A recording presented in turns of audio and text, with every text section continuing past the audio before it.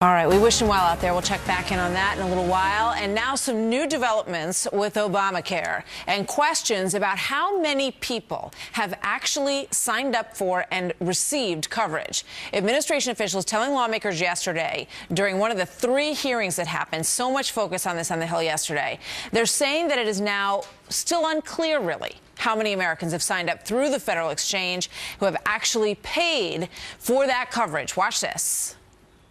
The most important number, as has been reported by many news outlets, is whether individuals have paid. Does the administration collect this information? I'm just asking, do you collect this information? Right now, we're not, but we will be. When?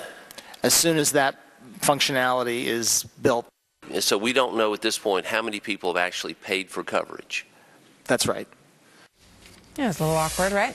All right, let's bring in Charles Payne of the Fox Business Network. Charles, this is what we, began to learn about shortly after the rollout, that the back end wasn't quite fixed. Right. The payment structure of the website wasn't really ready to roll. And it looks like, all these months later, we still don't.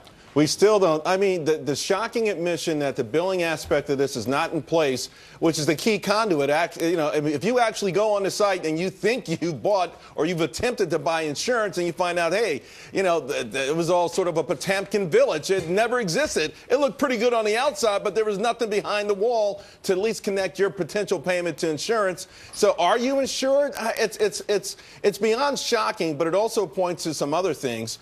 Let's remember, what we do know is that 79% of people who have signed up are getting some form of a subsidy. That leaves a very small pool, Martha, of actual people who are going to pay full freight, and we're not even sure how many of them are paying. So when do we find, this is the question he asked, when? And you would think that the administration would want to know these numbers because they have to. There has to be somebody in some small room who's doing the math and who is collecting the checks and saying, this is how much, because really this what it comes down to, is how much money we've got in our hands from this program so far.